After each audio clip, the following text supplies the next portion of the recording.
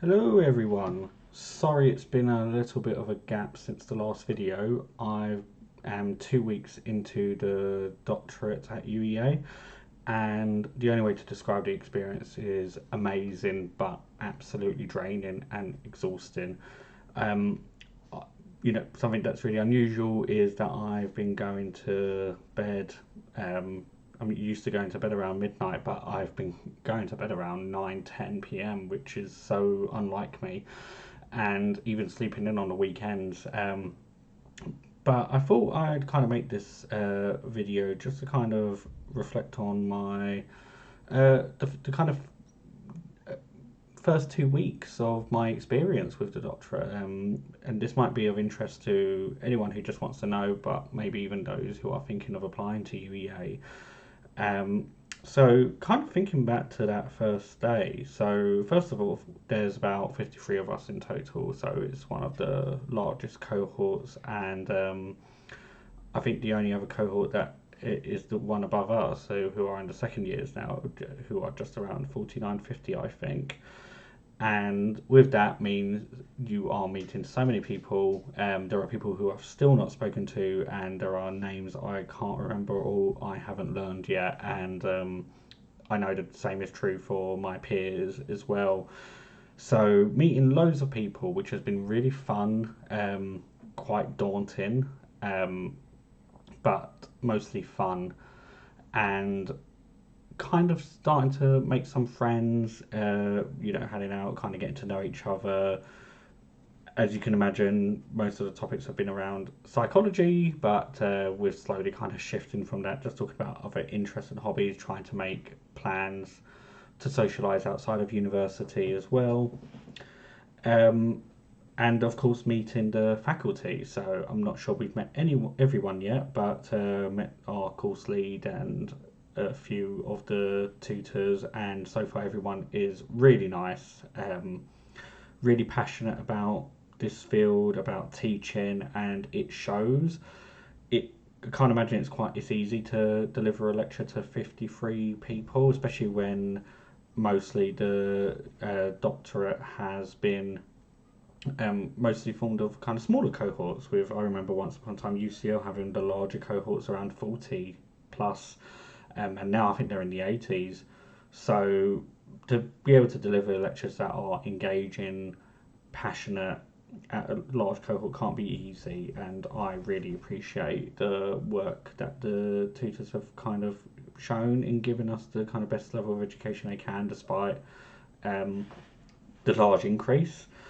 And yeah, so far in terms of kind of the things we've been doing with the lectures, so it's been 10 to 5 mostly, um, and within the first week it was mostly introductory, as you can imagine. So talk about things like the Mental Capacity Act, a little history of psychology.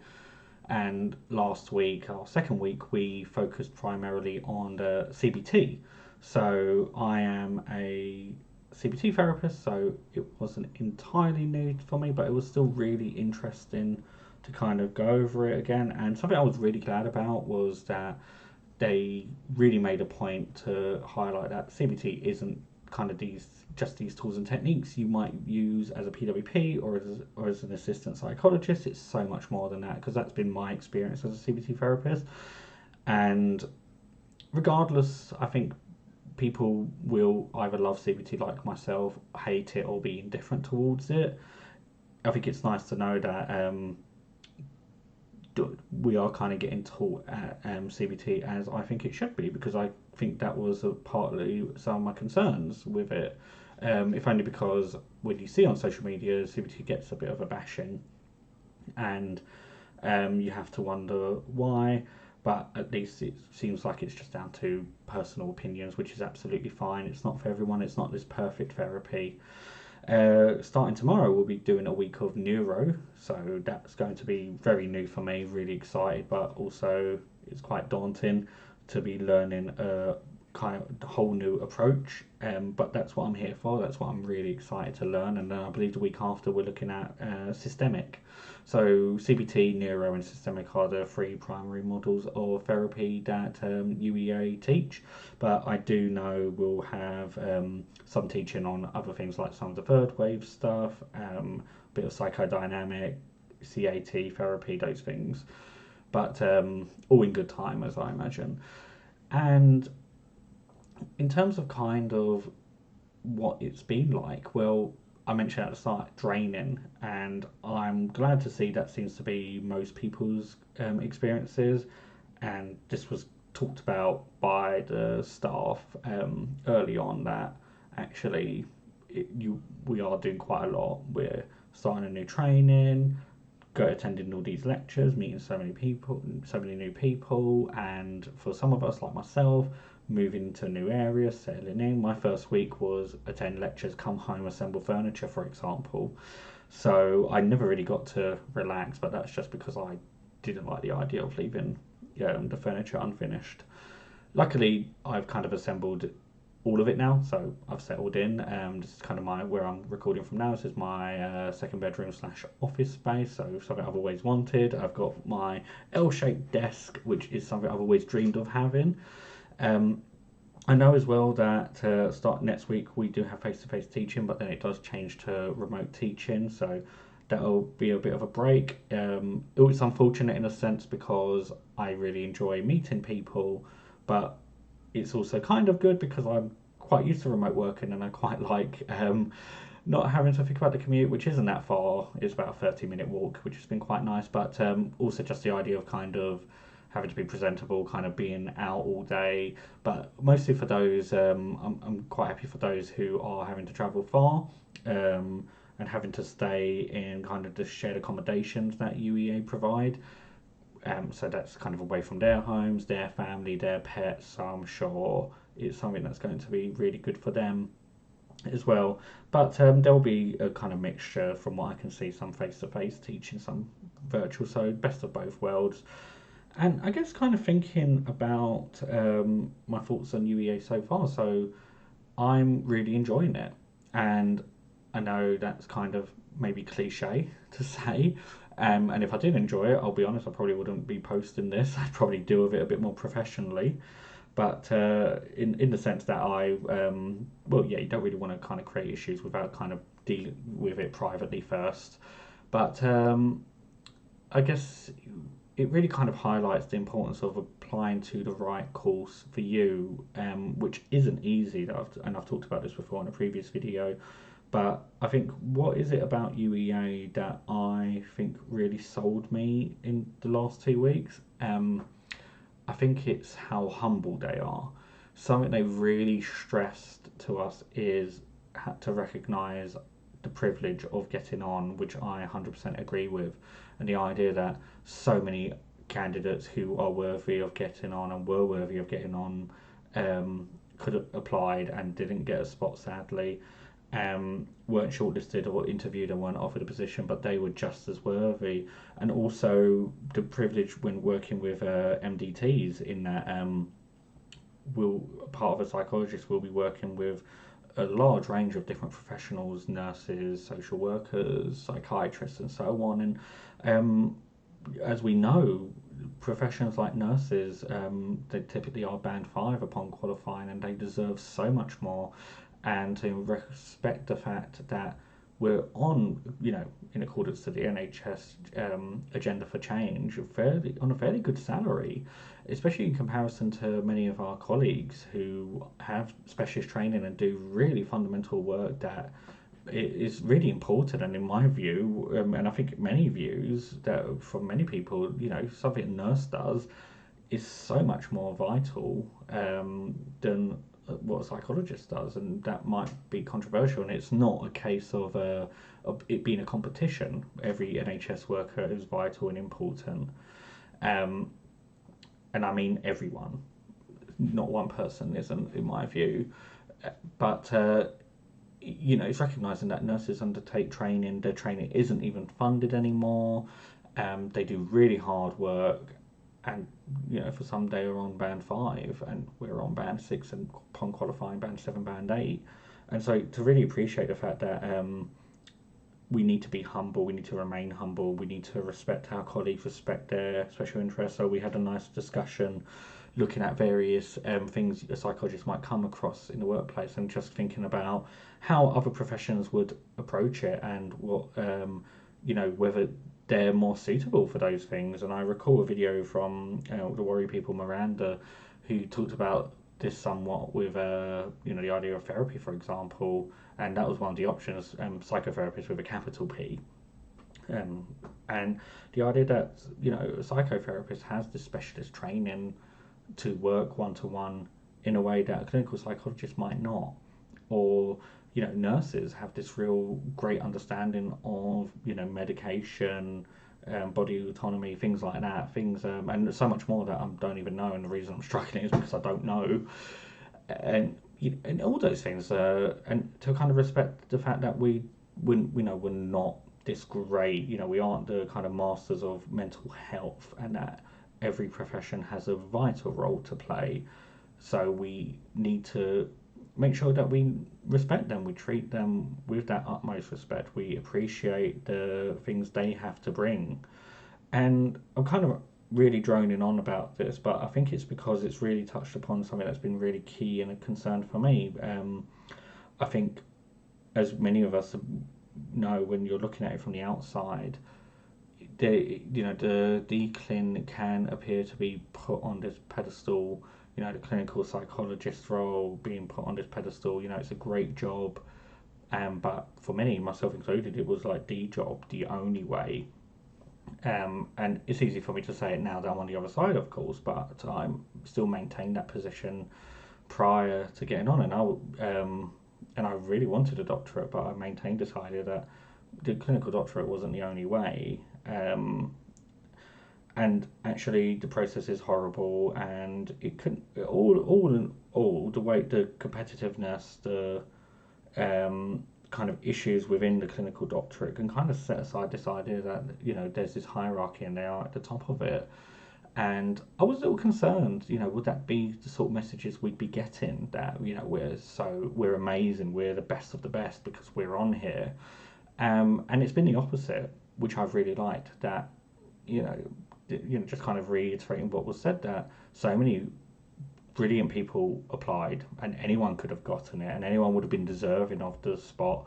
And we're working amongst other professionals who have so much to offer. We need to respect and appreciate them, and especially recognise the great privilege we have that we're being funded at a decent salary. I mean, in the grand scheme of things, on the NHS agenda for change, the salary across the NHS is poor, as we know.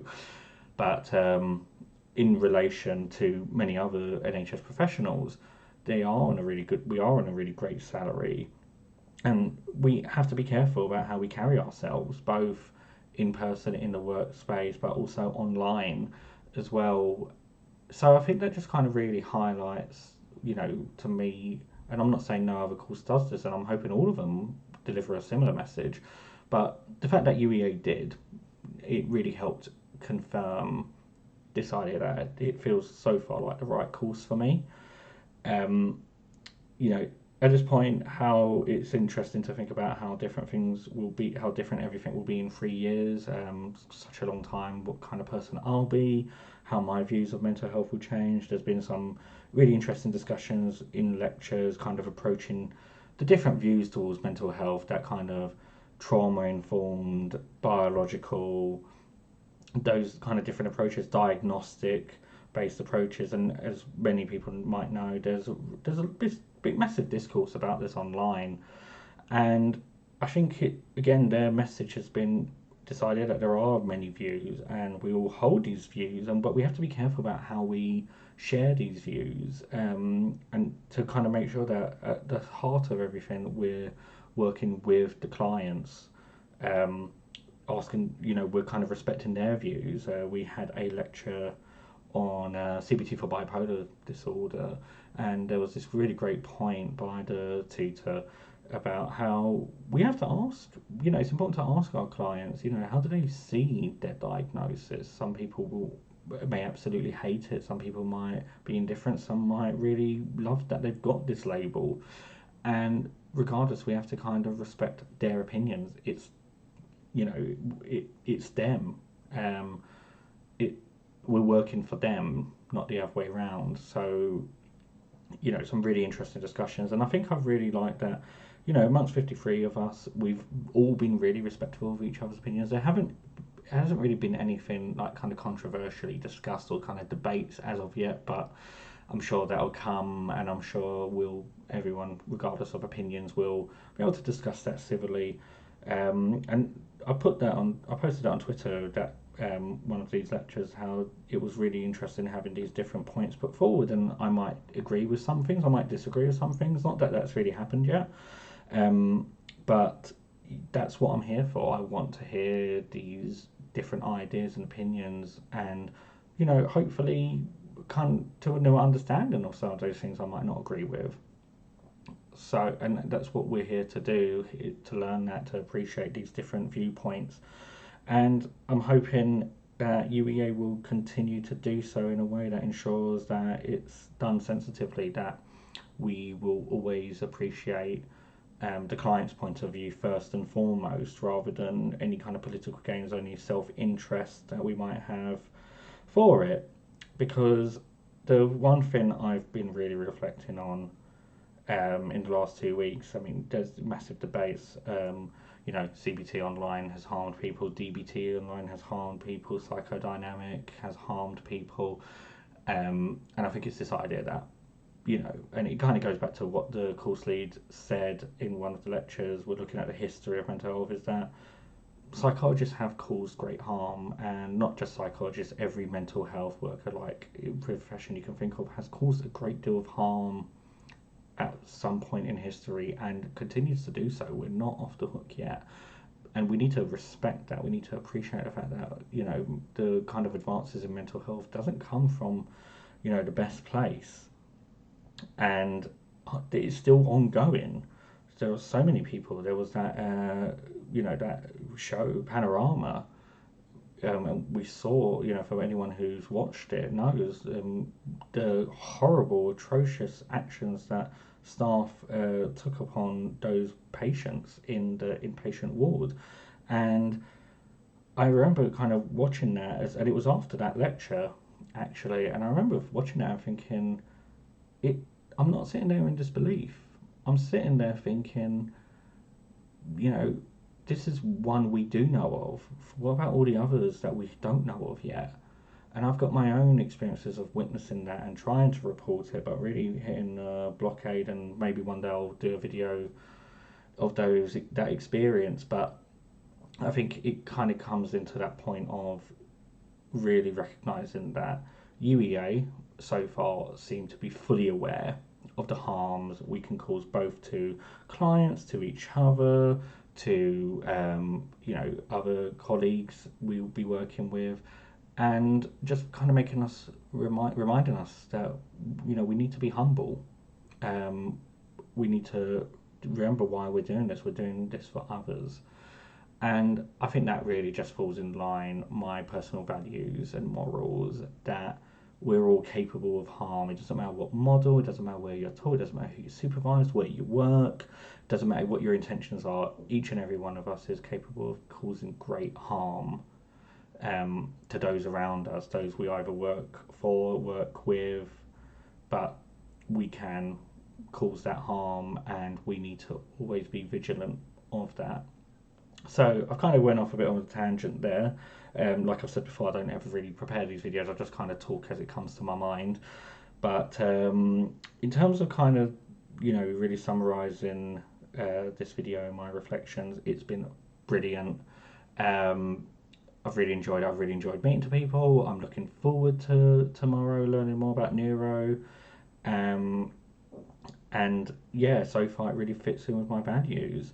And then just kind of really coming back to the final point. So the other final point about my reflection, which is placement. So I have my first placement. Really excited. I'm actually meeting my placement supervisors tomorrow. I've been lucky enough to have two, which is really nice. I think they're part-time. Meeting one or both of them tomorrow morning before lectures start. It's going to be older adults in a specialist neuro rehab. So it's going to be a real steep learning curve, but I am really excited to just explore these different avenues because I have no idea where I will be within the NHS one day. Up until now, my experience has really been, one-to-one CBT with IAPT or other similar places. I've never worked in kind of more these specialist type services, or like neuro. Um, Never worked in the CMHT, for example.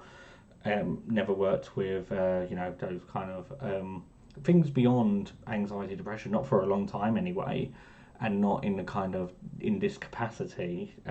Closest was working with in a PQ inpatients as a healthcare assistant, and so it's going to be a very different to that experience. So I'm really looking forward to kind of exploring these different placements, learning different things. I'm sure there'll be some placements I adore, some maybe I'm indifferent to, and some I don't like as much. I think that's part of the course, and again, UEA warned us of that's kind of it. But that's again what makes us unique and individual, and we can always learn something from it, I believe. So I, I never thought about working in neuro long term. Displacement could be a thing that changes that, and I've seen that before where people have come out with very different ideas after their placement. So I'm really looking forward to kind of just seeing what sort of psychologist I'll be one day. Where would I work? Where would I specialise in? And I think that's part of the fun with it. But I think that's kind of everything for now. Um, you know, any if you like this video, please subscribe, give a thumbs up. That always helps. Leave any comments and any suggestions. I'll try and keep posting things here and there. I'm not really planning anything. Like I said, this is really for fun. But bye for now.